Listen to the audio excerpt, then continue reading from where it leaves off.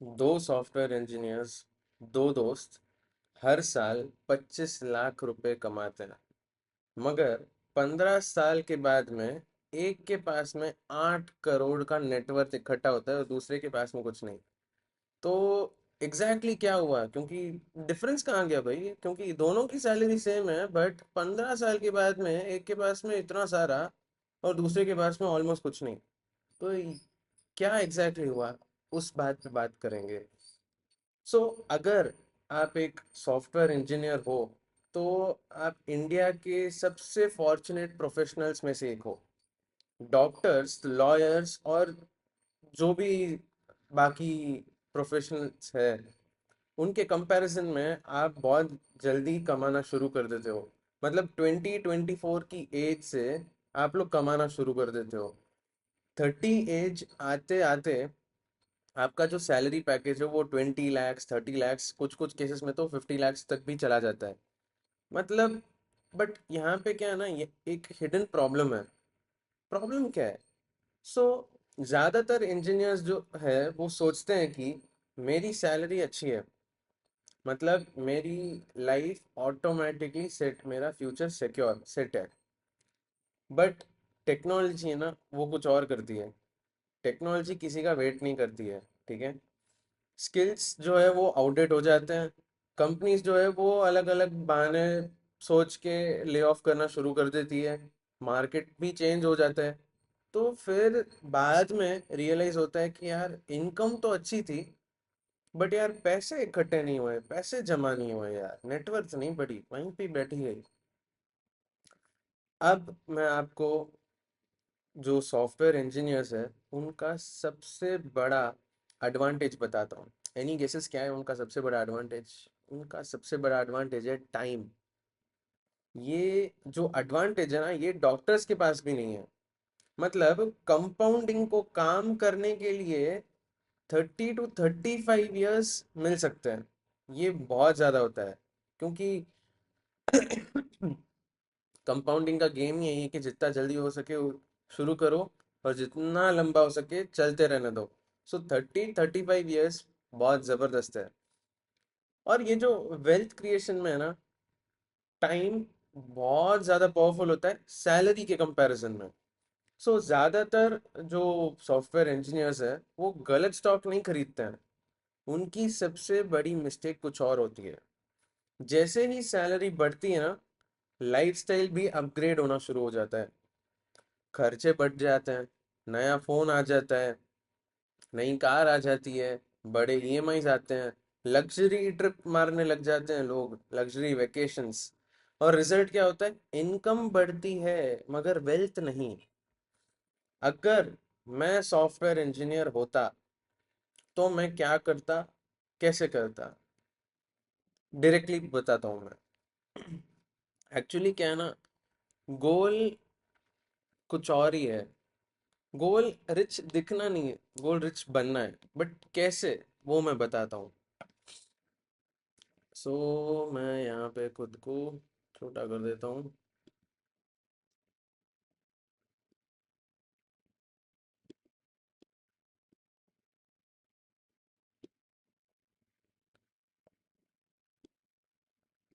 सो ये EQWise की website है, मेरी वेबसाइट, मेरी कंपनी की वेबसाइट। यहाँ पे हम लोग स्टॉक का एक भरपूर तरीके से रिसर्च करते हैं। पूरी सीए की एक टीम है जो बैठती है और डिसाइड करती है।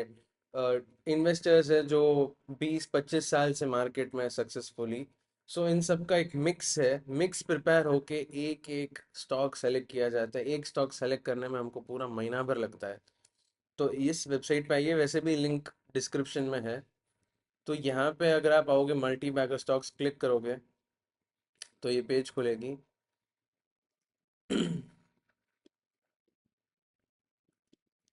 सो यहाँ पे आप नीचे जाओगे ना तो आपको अलग अलग टाइप के रिटर्न्स देखने को मिलेंगे जो हमारे clients over the past few years बना पाए। ओके, बट अब मैं आपको बताता हूँ एग्जैक्ट वर्किंग्स के मैं क्या एग्जैक्टली करता। सो सबसे पहली बात, इस पे आ जाते हैं। सो आई होप दिख रहा होगा। सो सॉफ्टवेयर इंजीनियर्स का एक एग्जांपल ले लेते हैं, ठीक है। और अभी के लिए ये एग्जांपल ले लेते हैं कि एक फ्रेशर है। ये फ्रेशर की कहानी है और उसकी उम्र है 20 to 25। और जो क्या बोलते हैं, उनकी जो सैलरी है that is somewhere around 25 to 75,000 rupees. ठीक है, अब एक्सपेंस इट डिपेंड्स।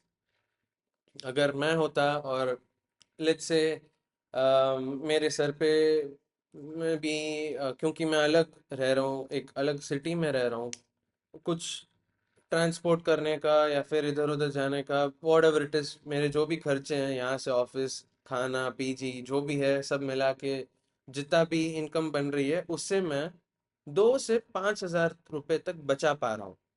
ठीक है, तो मैं क्या करता।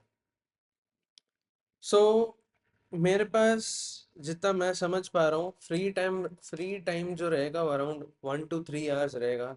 मतलब ऑफिस के बीच में या फिर काम खत्म होने के बाद में 1 से 3 घंटे है। अब 1 से 3 घंटे इज नॉट इनफ कि मैं बैठ के ट्रेडिंग करूं या इन्वेस्टिंग सीखूं या कुछ।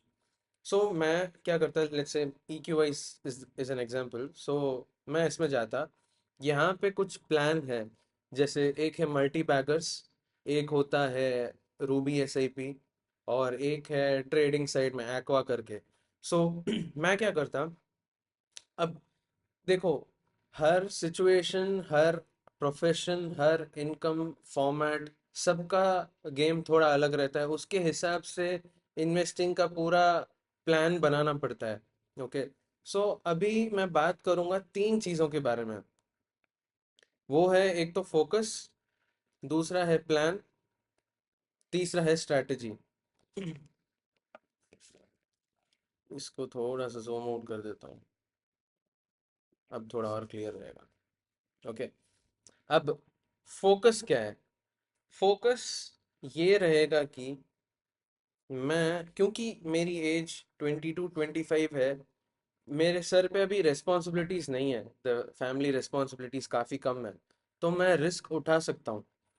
But at the same time मेरे पास में एक्सेस कैश नहीं रहेगा। सो तब मैं क्या करूँगा। सो मेरा फोकस ये रहेगा कि मैं फ्री का पोर्टफोलियो बनाऊं।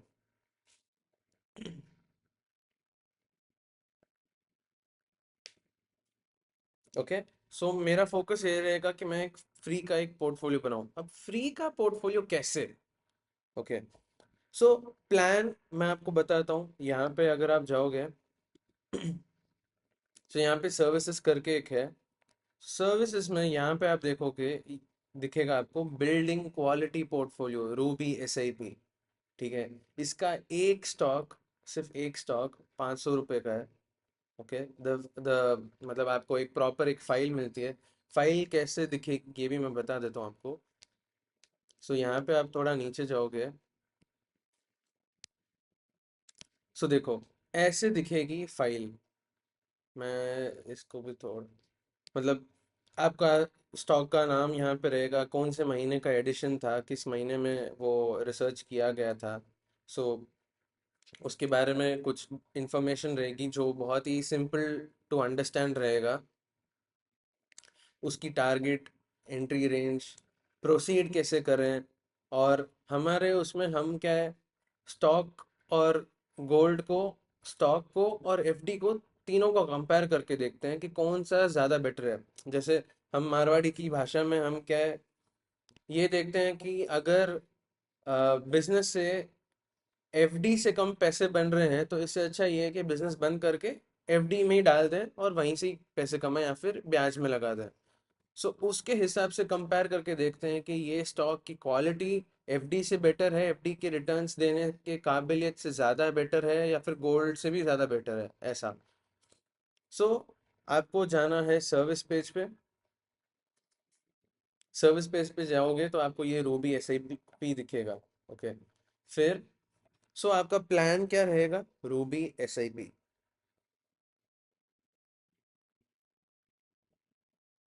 अब स्ट्रैटेजी पे आते हैं, एग्जैक्टली स्ट्रैटेजी क्या रहेगी।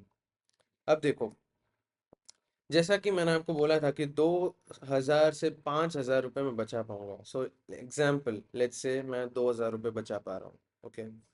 अब मुझे क्या करना है, रूबी एसआईपी से मुझे एक स्टॉक आएगा। जैसे ही मैं एक पेमेंट करता हूँ, मुझे एक स्टॉक आएगा मेरे ईमेल में। सो मैं 2,000 वर्थ ऑफ स्टॉक्स खरीद लूंगा। ठीक है, 2,000 worth of stocks. Let's say एक स्टॉक का जो प्राइस था वो 1,000 रुपये था, example. Okay.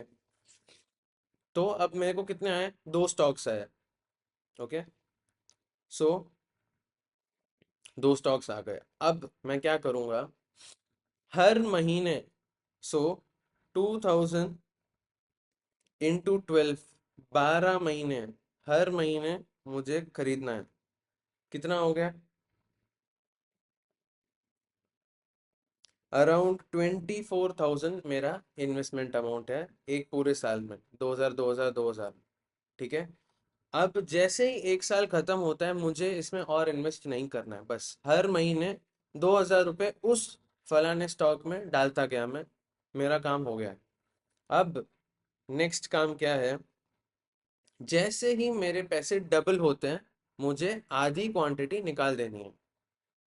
Let's say example, मैं सिर्फ 2,000 रुपये ही इन्वेस्ट करता हूँ। ओके। इसमें दो स्टॉक्स आते हैं, एक स्टॉक का प्राइस है 1,000 रुपये। 1,000 के दो स्टॉक्स, 2,000 रुपये टोटल इन्वेस्टमेंट, डन। ठीक है। अब मैं क्या करूँगा, जैसे ही मेरे 2,000 रुपये बढ़ गए और बन गए 4,000 रुपये। ओके। तब मैं क्या करूँगा, एक स्टॉक मैं बेच दूंगा। ओके। सो पहले प्राइस क्या था, 1,000 रुपीज़ का था।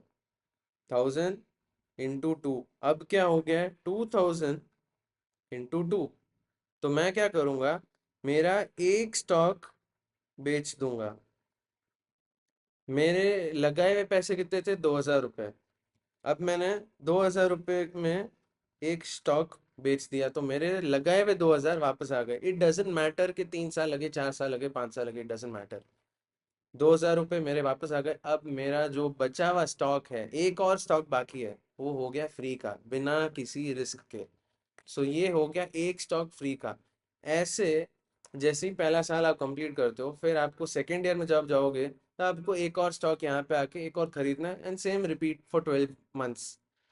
ये जैसे ही खत्म हो जाएगा, आपको रिपीट करते जाना है। जैसे ही आपके पैसे डबल हुए, कैश बाहर निकाल दो, आपका रिस्क हो गया है जीरो। अब पैसे वापस आने के बाद में अगला बकरा ढूंढो, एंड सो ऑन। इस तरीके से अगर आप करोगे, तो आपका फ्री का एक पोर्टफोलियो बन जाएगा। अब आगे जाके कौन सा स्टॉक एमआरएफ जितना बढ़ेगा, नो वन नोस। हम जैसे एनालिस्ट भी 5 साल तक 5 साल तक ही देख सकते हैं। मतलब वो वाली बात हो गई, कार के आगे जो हेडलैम्प होता है ना, जितना कार आगे जाएगी और अ, मतलब 20 या 30 मीटर का रेंज और दिखना शुरू हो जाएगा। It's the same logic. Okay.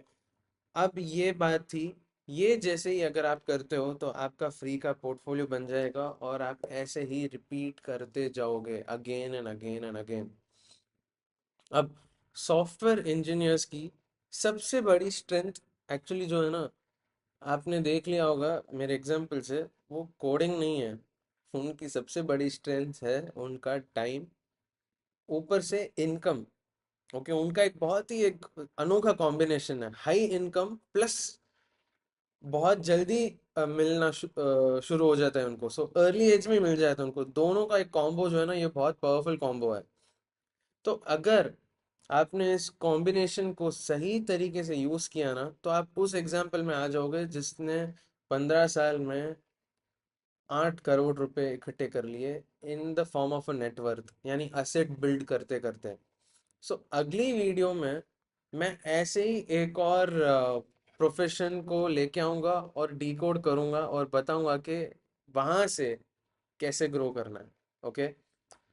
आपको एक हिंट दे दूँ, वो थोड़े से गंजे दिखते हैं। ठीक है, अब आप गेस कीजिए कि कौन सा प्रोफेशन होगा। Okay, see you, bye bye.